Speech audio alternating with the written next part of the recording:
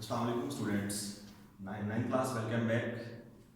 Today our topic is vertical motion of two bodies attached to the end of a string that passes over a tree. बेटा इस topic को start करने से पहले एक छोटा सा टॉपिक है जो कि हम डिस्कस करेंगे जिससे आप इस टॉपिक को अच्छे से अंडरस्टैंड कर सकते हैं। तो बेटा देखें, फर्स्ट ऑफ ऑल हमारे पास हमने यहाँ पे एक ब्लॉक लिया है, ठीक है, और उस ब्लॉक का मैस हमारे पास क्या है, m है, और उस ब्लॉक को हमने अटैच किया है किसी स्टैंड के साथ, आप देख सकते हैं, ठीक है। We can say that a block of mass m is supported with a stand with a string is attached.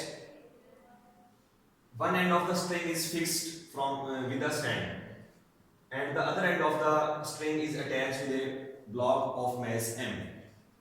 बेटा आप देख सकते हैं हमारे पास एक ब्लॉक है जिसका मैस हमारे पास क्या है, m है, और उस मैस को हमने एक स्ट्रिंग के साथ जोड़ा है, ठीक है, और जिसका अपर एंड जो है बेटा वो एक स्टैंड के साथ फिक्स किया हुआ है। यू कैन सी के this block pulls the string downward. Due to this some tension creates in the string. आप देख सकते हैं ये जो मैस है, ये ब्लॉक है बेटा, ये इस स्ट्रिंग को डाउनवर्ड क्या कर रहा है, पुल कर रहा है। क्या कर रहा है, डाउनवर्ड पुल कर रहा है। इस ब्लॉक के इस स्ट्रिंग को डाउनवर्ड पुल करने की वजह से क्या हो रहा है, इस स्ट्रिंग के अंदर एक टेंशन पैदा हो रही है, ठीक है। आप देख सकते हैं इस ब्लॉक का, क्योंकि ये ब्लॉक हमारे पास क्या है, वर्टिकली है, और बेटा मैं आपको पहले ये समझा चुका हूं कि मैस और वेट में क्या फर्क है। मैस किसी भी बेटा मैटर की किसी बेटा कुछ हिस्से को कहते हैं हमारे पास, जब वो मैस हमारे पास फ्रीली फॉल मूव कर रहा हो तो वो बेटा वो हमारे पास मैस जो है वो हमारे पास क्या बन जाता है, वेट बन जाता है। तो यहाँ दरअसल इस ब्लॉक का जो मैस है वो एज ए वेट एक्ट कर रहा है हमारे पास यहाँ पे।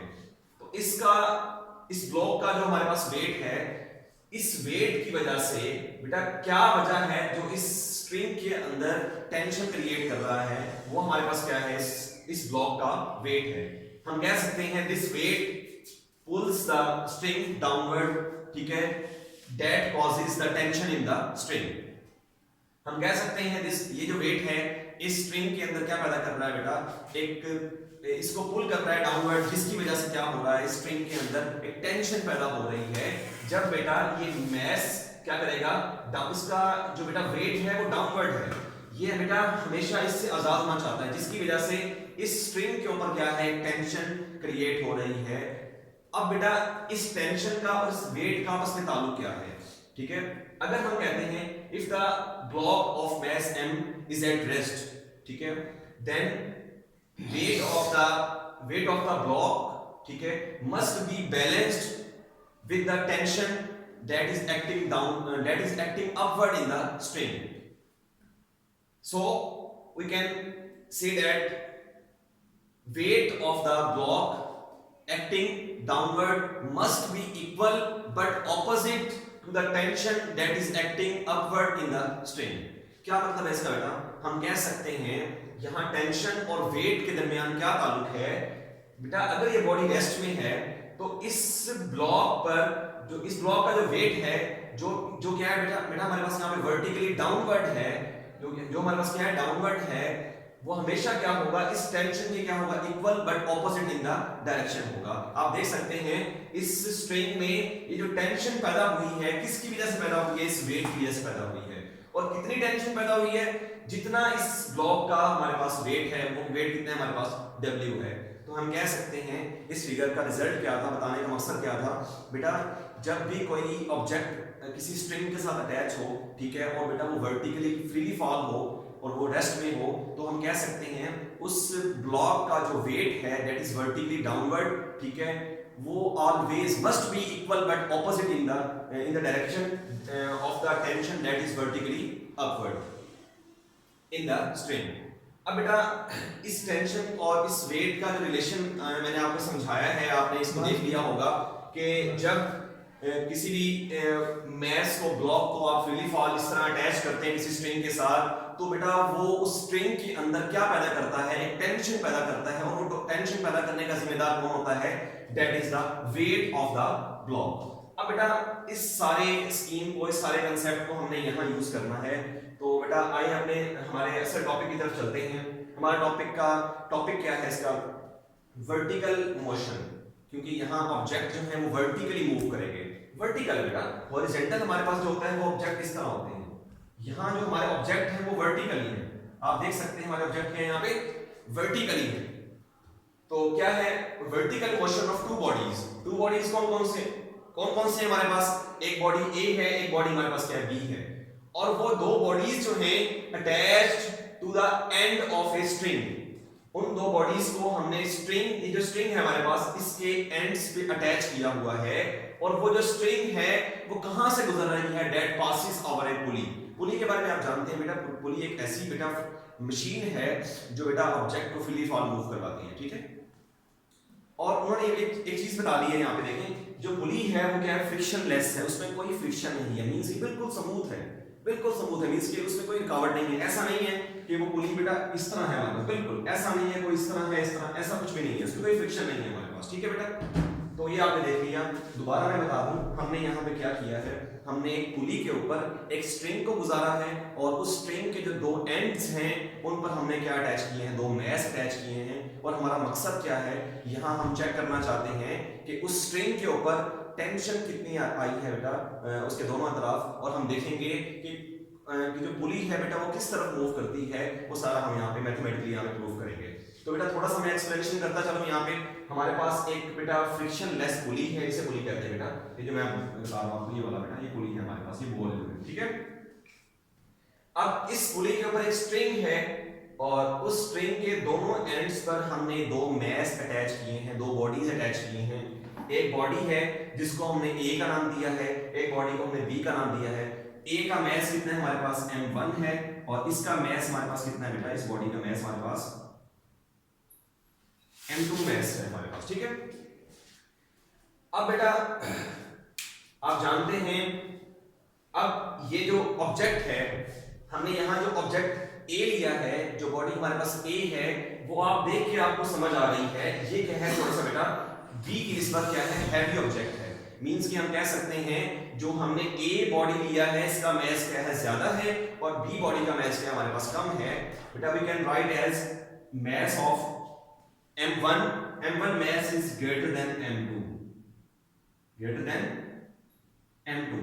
तो बेटा आपके जहन में क्या बात यहाँ पैदा होती है, बेटा आप बिल्कुल जानते हैं फिजिकली ऐसा होता है। अब जिस एक पुली पर दो मैस अटैच हैं, ठीक है, जो फ्रीली फॉल मूव कर सकते हैं, अब जिस ऑब्जेक्ट का मैस ज्यादा होगा बेटा उसकी तरफ क्या हो जाएगा बेटा, जो बेटा आप देख सकते हैं उसका वो क्या हो जाएगा बेटा, थोड़ा सा नीचे चला जाएगा, और जिसका मैस कम होगा बेटा वो ऊपर चला जाएगा, क्योंकि बेटा इसका मैस ज्यादा था, ठीक है। तो इसने क्या किया बेटा, ये नीचे की तरफ आ गया, और ये ऑब्जेक्ट क्या चला गया, ऊपर की तरफ चला गया। अब बेटा इस स्ट्रिंग पर एक टेंशन है, ठीक है, दैट टेंशन इज अपवर्ड, जिसकी डायरेक्शन क्या है हमारे पास, अपवर्ड है, ठीक है। और ये टेंशन किस वजह से है, इस मैस की वजह से है, इस वेट की वजह से है। और बेटा अगर मैं आपसे पूछूं यहाँ इस ऑब्जेक्ट का जो वर्टिकली है इसका वेट कितना होगा, तो आप इजीली बता सकते हैं इसका वेट कितना होगा, इसका वेट होगा हमारे पास m1g, क्योंकि बेटा जब कोई बॉडी फ्रीली फॉल होता है उसका मैस उसका वेट बन जाता है, और वेट का फार्मूला क्या होता है हमारे पास बेटा mg। यहाँ हमारे पास मैस कितना है m1, तो यहाँ पे हमने m1 ले लिया है। इस बेटा मैस की वजह से इस स्ट्रिंग में भी क्या है बेटा क्योंकि ये मैस है बेटा, इसका जो वेट है वो डाउनवर्ड है, ठीक है, डाउनवर्ड एक्ट कर रहा है, ठीक है, लेकिन स्ट्रिंग पर क्या क्या पैदा कर रहा है, टेंशन पैदा कर रहा है। हमने ये बात हम यहाँ कर चुके हैं, कोई भी बेटा मैस जो है वो स्ट्रिंग में क्या पैदा करता है, टेंशन पैदा करता है। तो आपको पता लग गया इसकी टेंशन जो है बेटा वो अपवर्ड है, इसकी भी क्या है, वर्टिकली अपवर्ड है, ये आपने देख लिया। हम यही टेंशन फाइंड करना चाहते हैं, कितनी टेंशन पैदा होती है यहाँ पे। अब बेटा आपने देखा जब हमने दो मैसेज लिए, ठीक है, पुली के बेटा स्ट्रिंग के दो कॉर्नर्स पर, दो एंड पर उनको अटैच कर दिया। हमने देखा अगर m1 जो है वो हैवी ऑब्जेक्ट है एज कंपेयर टू m2, तो क्या होगा बेटा, m1 ऑब्जेक्ट क्या करेगा बेटा, एक्सेलरेट करेगा, वर्टिकली डाउनवर्ड एक्सेलरेट करेगा, और m2 क्या करेगा बेटा, एक्सेलरेट करेगा, मूव करेगा, वर्टिकली अपवर्ड मूव करेगा, ठीक है, विद सम एक्सेलरेशन। और वो एक्सेलरेशन क्या है हमारे पास a, जिस एक्सेलरेशन के साथ ये नीचे जाएगा उसी एक्सेलरेशन के साथ बेटा ये वाली साइड क्या होगी, ऊपर चली जाएगी। अब हमने यहाँ पे ये एक्सेलरेशन भी फाइंड करना है और ये टेंशन भी फाइंड करनी है स्ट्रिंग के अंदर। वो कैसे फाइंड करनी है वो बेटा देखते हैं हम यहाँ पे। अच्छा देखिए बेटा, आपने देखा यहाँ पर जो हमारे पास वेट है इस बॉडी का, बेटा ये जो वेट है ये इस टेंशन से क्या है, ज्यादा है, इसी वजह से तो इसने ऑब्जेक्ट ने मूव किया है, ठीक है। हमने कहा था कि कोई ऑब्जेक्ट अगर वो रेस्ट में है तो बेटा उस पर जो उसका जो वेट है और उस पर जो वर्टिकली अपवर्ड डाउन जो टेंशन है वो दोनों क्या होते हैं, इक्वल होते हैं। बट यहाँ बॉडी रेस्ट में नहीं है, बॉडी मूव कर रहा है। जब बॉडी ने मूव किया तो उसकी मोशन हमें बताएगी कि उसमें वेट ज्यादा है कि टेंशन ज्यादा है। अब देखिए यहाँ बॉडी नीचे मूव किया तो इसका वेट ज्यादा था टेंशन से, ठीक है। और यहाँ क्या था हमारे पास, यहाँ बेटा इस ऑब्जेक्ट ने ऊपर की तरफ मूव किया तो हम कह सकते हैं इस पे टेंशन ज्यादा थी as compare to the weight. तो बेटा इसको हम कैसे ड्राइव करेंगे, डेरिवेशन हमने देखनी है। तो बेटा फर्स्ट ऑफ ऑल मैं बात करता हूं ऑब्जेक्ट ए की, ठीक है, बॉडी ए की बात करते हैं हम। तो देखिए बेटा जरा यहाँ पे हमने यहाँ पे नेट फोर्स निकालनी है कि हमारे पास नेट फोर्स का रिलेशन क्या होता है हमारे पास। Net force acting on the body a, net force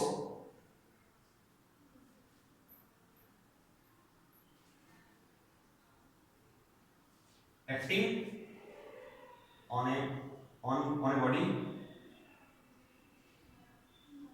A body पर एक्ट होने वाली जो फोर्स है बेटा नेट फोर्स, वो क्या है हमारे पास बेटा, नेट फोर्स है हमारे पास। नेट फोर्स होता है resultant of all the forces acting on a body. बेटा एक फोर्स जो है बेटा वो हमारे पास क्या है, दैट इज अ वेट जो बॉडी को नीचे की तरफ लेके जा रहा है। और दूसरी कौन सी फोर्स है, टेंशन, जो बेटा उसको ऊपर की तरफ लेके आने की कोशिश कर रही है लेकिन वेट के ज्यादा होने की वजह से वो उसको नीचे लेके जा रहा है। तो बेटा नेट फोर्स क्या होगी हमारे पास, m1 g उसका वेट, और वेट में से माइनस कर देंगे क्या, टेंशन। टेंशन क्या बेटा, वो अपवर्ड है और बॉडी नीचे की तरफ मूव कर रहा है तो उसमें से क्या कर देंगे, माइनस कर देंगे। अब बेटा नेट फोर्स क्या है हमारे पास, नेट फोर्स क्या है बेटा, नेट फोर्स वो फोर्स है जो बॉडी पर जो फोर्स एक्ट कर रही है बेटा, जिसे हम Newton second law of motion से निकाल सकते हैं। According to Newton second law of motion, Newton's second law of motion, that is F is equal to ma। Net force क्या है, F is equal to ma के बराबर है। अब यहां जो मास है वो कितना है हमारे पास, m1 है। तो बेटा इसकी नेट फोर्स कितनी आ जाएगी, m1 a is equal to m1 g minus t। इसको आप कह देंगे रिलेशन नंबर 1। अंडरस्टैंड। अब हमने बात करनी है कि नेट फोर्स जो है वो ऑब्जेक्ट B पर, बॉडी B पर कितनी एक्ट कर रही है, तो वो देखते हैं जरा। देखिए बेटा net force acting on a body B, body B पर नेट फोर्स कितनी एक्ट कर रही है बेटा, अब हम वो देखेंगे जरा, ठीक है। तो आप देख सकते हैं यहां पर इसका जो वेट है बेटा वो वर्टिकली डाउनवर्ड है, और इसका वेट कितना है हमारे पास, इसका जो वेट है हमारे पास, आप देखें जरा यहाँ पे, इसका वेट जो है वो है m2g, that is vertically downward, ठीक है। लेकिन यहां जो एक्सेलरेशन हुआ है बेटा वो ऊपर की तरफ हुआ है, तो इसका मतलब क्या है, यहां टेंशन ज्यादा है as compare to the weight. तो हमारे पास क्या रिलेशन बनेगा इसका रिलेशन बन जाएगा हमारे पास नेट फोर्स का रिलेशन क्या बन जाएगा हमारे पास, टेंशन माइनस यहां जो ऑब्जेक्ट है वो क्या है हमारे पास, m2 है। तो क्या हो जाएगा हमारे पास m2g। अब आपको पता है नेट फोर्स कैसे निकालते हैं, नेट फोर्स क्या है हमारे पास, according to Newton second law of motion F is equal to ma। अब बेटा इसमें नेट फोर्स कितनी है इसकी, बेटा इसका मास m2 है तो m2a हो जाएगा हमारे पास, क्या हो जाएगा m2। नेट फोर्स कितनी हो जाएगी, प्रोडक्ट ऑफ मास एक्सेलरेशन होता है बेटा, इसमें एक्सेलरेशन कितना है a है और इसका मास कितना है m2 है, तो क्या हो जाएगा m2a that is equal to tension minus m2g। इसको आप नाम दे देंगे इक्वेशन नंबर 2 का। अब बेटा अगर आप इक्वेशन नंबर 1 और 2 को ऐड करते हैं तो क्या बनता है, देखिए जरा, एडिंग इक्वेशन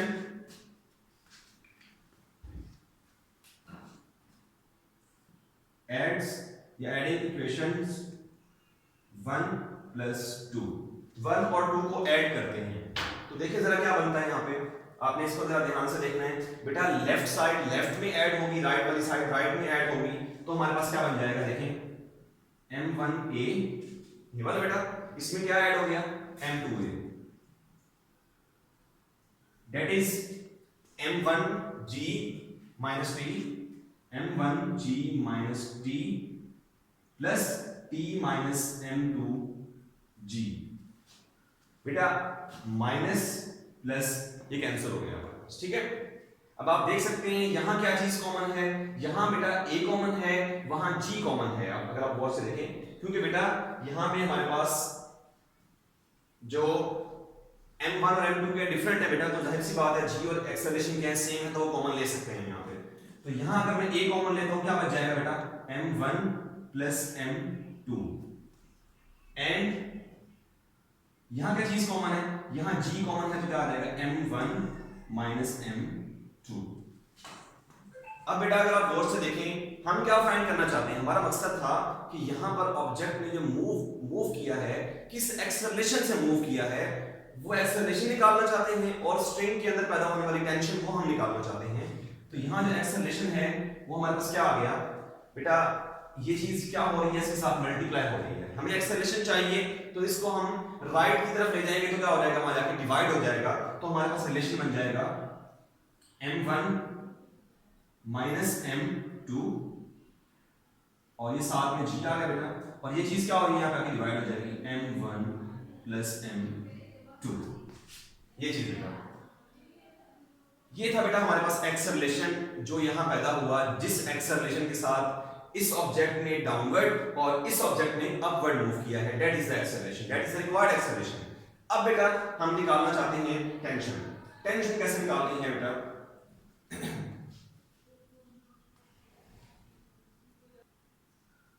अब बेटा हम निकालना चाहते हैं टेंशन, जो स्ट्रिंग के अंदर टेंशन है वो कितनी है, तो बेटा वो देखिए यहाँ पे हमारे पास कुछ स्पेस है, हम इसको देख लेते हैं टेंशन कैसे निकालनी है बेटा, यहाँ सारे गौर से देखेंगे। अब हमारे पास इक्वेशन नंबर 1 ये है, इक्वेशन नंबर 2 हमारे पास क्या है, ये है, ठीक है।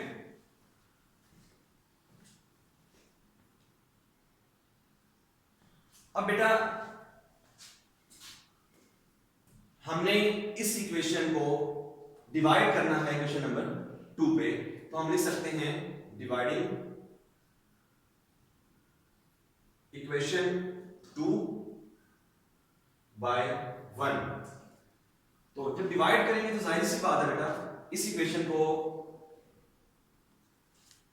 2 को डिवाइड करना है 1 पे, तो बेटा क्या रिलेशन बनता है हमारे पास, जरा गौर से देखें बेटा, लेफ्ट वाली साइड को लेफ्ट वाला डिवाइड करेगा, क्या हो जाएगा m2a divided by m1a that is t minus m2g divided by m1g minus t, ये आ गया हमारे पास, ठीक है बेटा। अब आप जानते हैं एक्सेलरेशन से एक्सेलरेशन कैंसिल हो गया, यहां बच क्या गया हमारे पास m2 over m1 that is t minus m2g divided by m1g minus t।